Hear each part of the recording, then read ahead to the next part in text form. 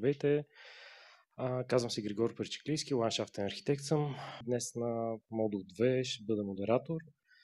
Модул 2 се отнася за интерактивна панелна дискусия, свързана с зеленото градско планиране. Започвайки модул 2, ще дадем думата на първия ни лектор, който е Christoph Singlemann.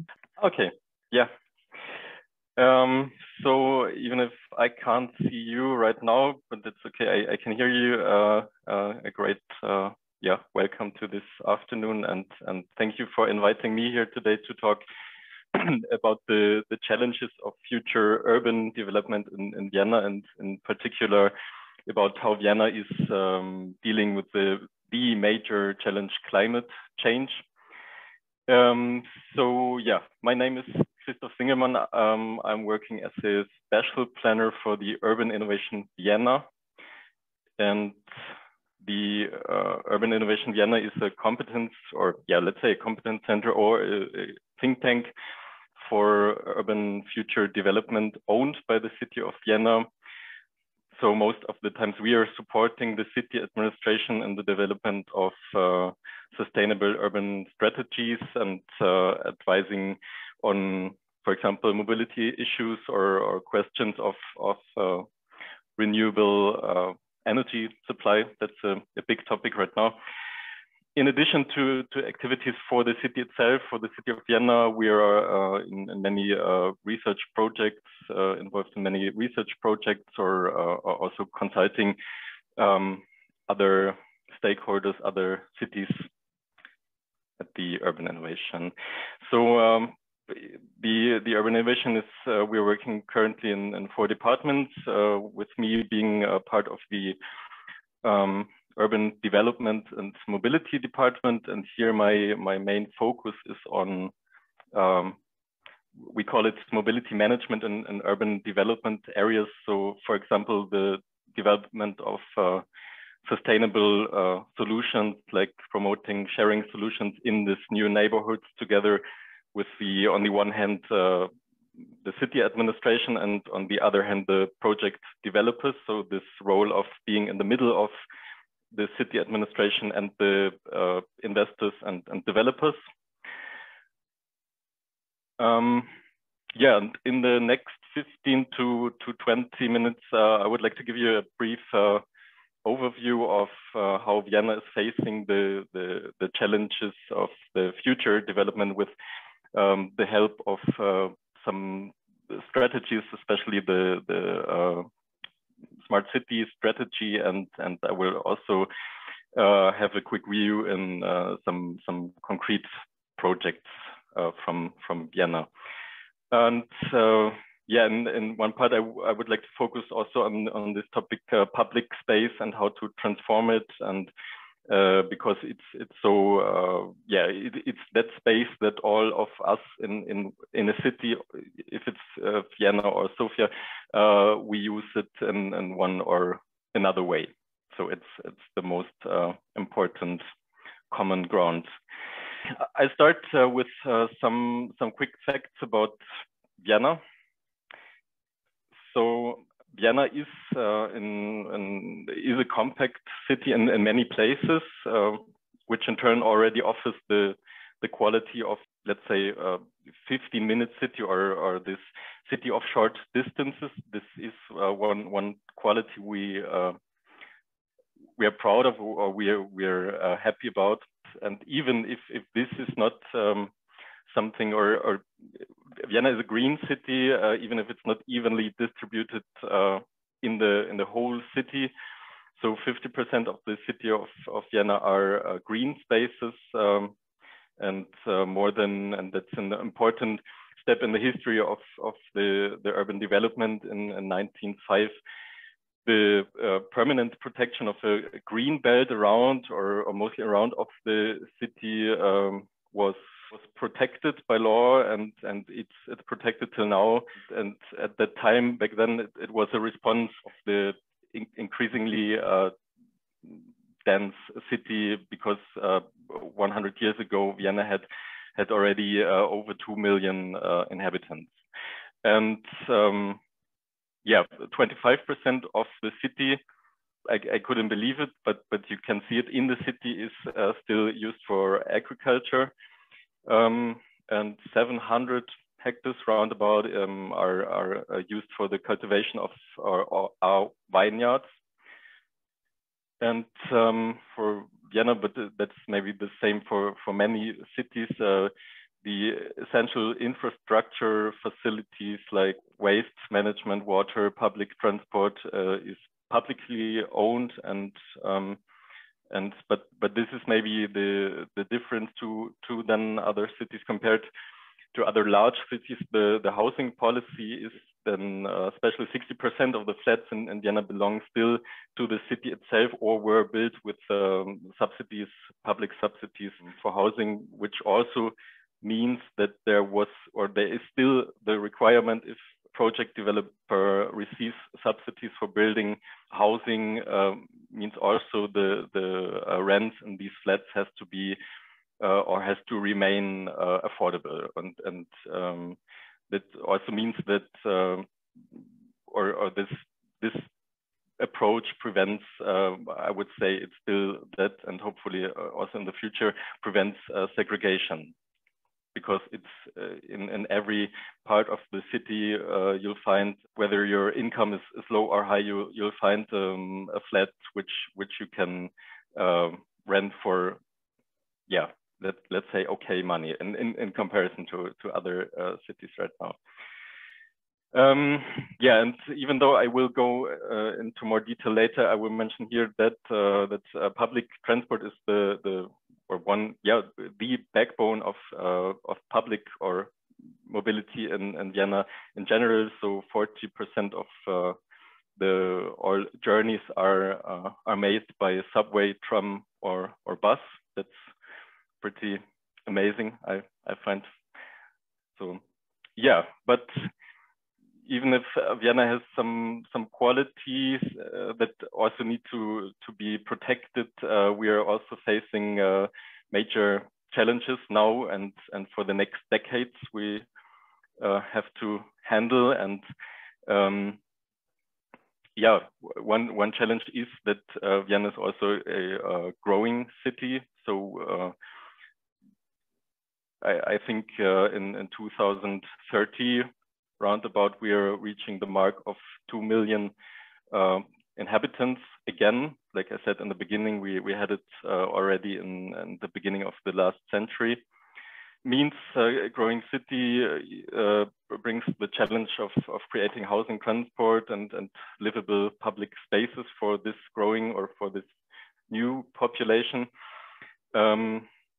But I think in the middle of this picture, climate crisis is the biggest challenges that's going in so many directions and sectors we have to handle with. And Vienna, like every other city, has to be climate resilient now, but if not now, tomorrow, and has to achieve the target of decarbonization in all of these sectors like transport and heating and so on. So that's a big challenge we are facing there. And Vienna's response, or let's say one response, is our smart city strategy. I would say it's a living document. There is not one document now. It started in 2011 with the first step into this strategy topics, which we call here smart city strategy, and it was always adapted to local or to new local requirements. And yeah, and I think so the path, or Vienna's path to climate neutrality, which is the head or the main target, relies on the participation of all inhabitants and their consumption and their mobility behavior. And that's under our understanding of this smart city wording. It's not only based or solely based on individual technical innovation. It's a part of it, but it's also about social innovations, and it's a brighter thinking of this smart city approach than in maybe other areas in the world. So the last occasion for an adaptation of the strategy was in 2020, when the goal of climate neutrality by 2040 was set on one hand on the national level, and on the other hand also on the local level in the city of Vienna. So we had to adapt this this former strategy, which had the climate neutrality target by 2050 still. And yeah, there are some, but it's obvious that there are some cornerstones that are important. It's in the sustainability strategy, it's climate protection, it's climate change adaptation, and it's this big topic of circular economy, which we are facing with it. And to the end, like you can see here in the picture, we have made out 11 thematic fields, which are to be and there in these 11 fields there are targets which have to be achieved by 2040 latest, and there are some medium-term steps, let's say, which have to be achieved already by 2030 if necessary. So the smart city strategy of Vienna is not an alone standing document. It's the long-term goal document, and it's accompanied by the so-called, you see it in the document, you can see on the right side of the picture, the Vienna climate roadmap. So this is a document with which proposes instruments and measures that can already be implemented today, or it's a concrete how to reach the goals of the smart city strategy. So, for example, it's about expansion of storage for renewable energies, or let's hint to try out green gases for public transport, especially for buses.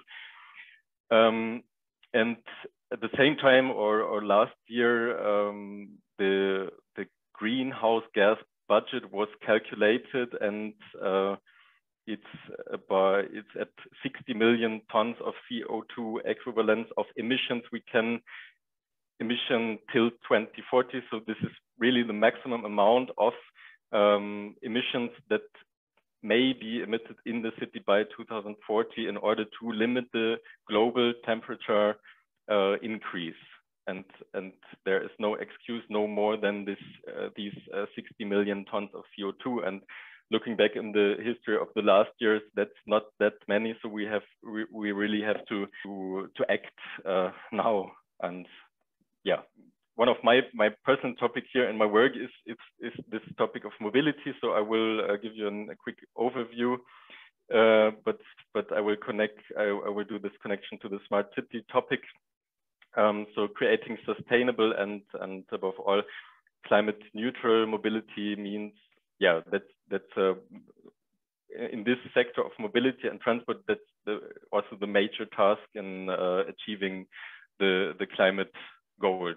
But I will start with what I mentioned in the beginning. So Vienna doesn't have such a bad starting point when it's about sustainable mobility. Yeah, like I said, 40% of all journeys per day are made by public transport. And as you can see here in the map, the green areas are all served by subways during the days, but most of the times also during the nights. So yeah, most of the areas are really very well served by this high level transport, this green areas. And then connected to this topic, public transportation, urban planning policy in Vienna, and also several political decisions. led to that urban development areas, and we have many right now in Vienna, should be connected to public transport, to high-level public transport from the beginning on. So here in the picture you see the perspective of the biggest urban development area in Vienna. It's called Lakeside Aspern, die Stadt Aspern, and this project was connected to the subway even before people were moving there. So the decision to buy or to use an own car was not that easy when you know you're moving there and there's a subway in front of your door. It's I think an important approach. Yeah, and compared to the Austrian average, car ownership in Vienna is slightly decreasing, but slightly now. However, there are still 700,000 cars in this city. So many cars are parking, or more parking than driving. But when cars are driving in the city, there's still this problem of emissions, and compared to other sectors, the transport sector is one of the biggest, or the sector with the most emissions right now, after energy supply for heating. And one way to promote this zero emission mobility is to increase eco-friendly trips, and also to this point, or one main goal in this thematic field of mobility in this smart city strategy is that we want to, or we have to reach the target of 85% of trips being eco-friendly by already 2030. So we're now at 73%, more or less. So for the next 7-8 years, there's still a good way to go. Other important goals of the smart city strategy in this field are, for example, the reduction of the motorization rate to 250 cars per 1,000 inhabitants by 2030. Now we are at, I think, 370 per 1,000 inhabitants. The commercial transport within the city has to be CO2 free by 2030. Another goal is to roll out the concept of the 15-minute city, the city of short distances, wherever it works out. And one point is also, or one target is also to not allow, or it's only allowed from 2030 on to register fossil-free cars. So most of the times it will be electric vehicles, I think. Like I also mentioned, there's not only this smart city strategy, there are other documents and concepts like the urban development plan or the urban mobility plan, where we have as our basis for planning and for the sustainable development of the city. One thing which is coming up now with more, which is moving into focus now in Vienna, is the topic of shared mobility. So we want to guarantee mobility in Vienna without owning a car. So like I mentioned, there is public transport, and you can, for sure, the basis is going by feet and biking. But sharing mobility is also an important thing we have to implement in the city to guarantee mobility without needing an own car. Planned is for the next 2 or 3 years that the public transport company in Vienna will implement 100 mobility stations in the whole city with not only electric cars, but also bike sharing, which is also already implemented now.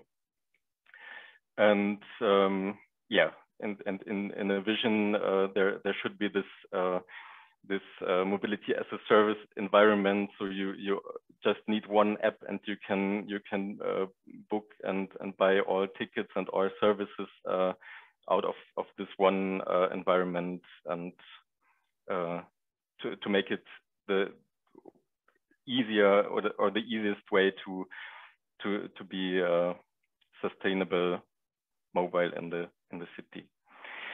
And yeah, a realistic view in the future is also that the private vehicles will continue to play a role in the future. Hopefully a much smaller role or one. So, but cars need to be electrified. Vienna started or has now implemented 1,000 charging points in public space. But the vision for Vienna is that electric charging of cars will be on private ground most of the times. But because to charge thousands of cars on public ground means that 1,000 charging stations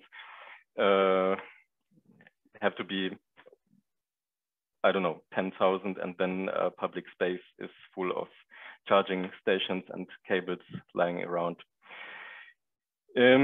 Yeah, and like I said, it's the basis of we are all walking, and more and more people are trying to cycling or are cycling as a very sustainable mode of transport. Also here, Vienna decided 2 or 3 years ago to invest 20 million euros per year in cycling infrastructure. So that's a big step to a better and safer and comfortable environment for also bicycling in Vienna.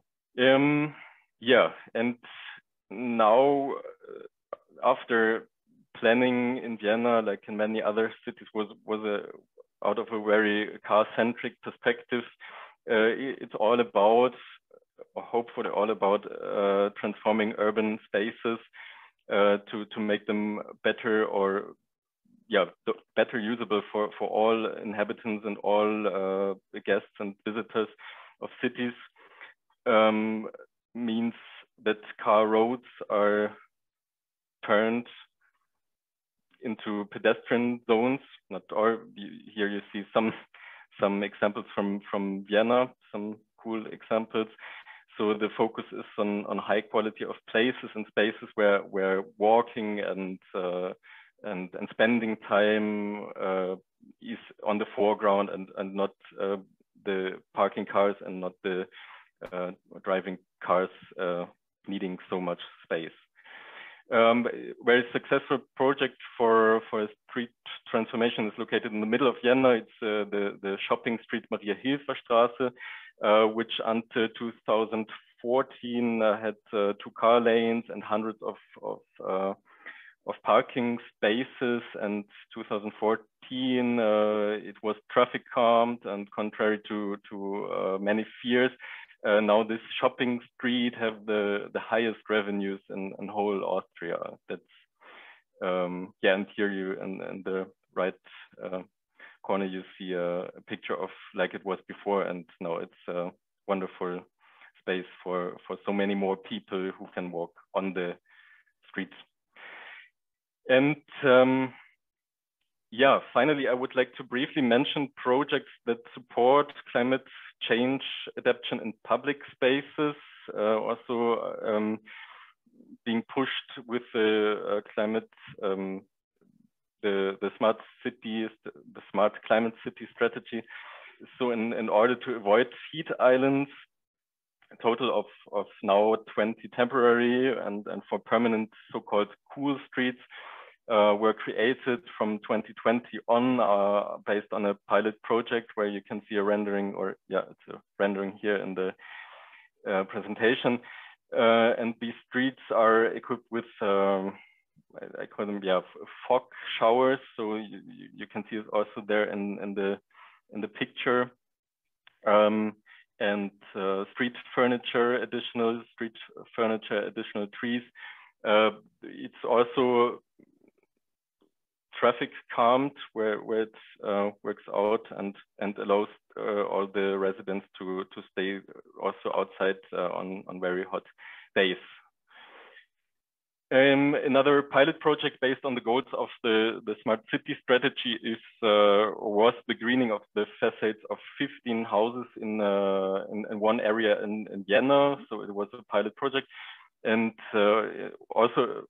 was also about avoiding heat islands. So as you can see here in the pictures, plant modules were placed on the houses or on the facades, and in the meantime, there is a fund. There are subsidies from the city of Vienna where every homeowner in the entire city can get funding for those modules and greening her facade.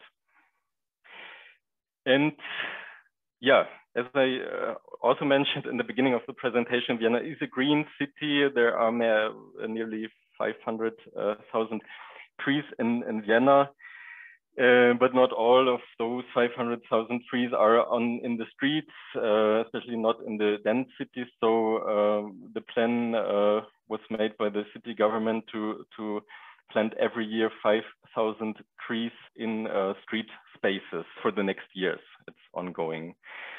And this is already my last slide. The newest project out of this examples is the so-called sponge city approach, which was rolled out in this urban development area, Seestadt-Aspern, Lakeside Aspern, this big area in Vienna. For Vienna, the first time that the whole quarter has this rainwater management model implemented.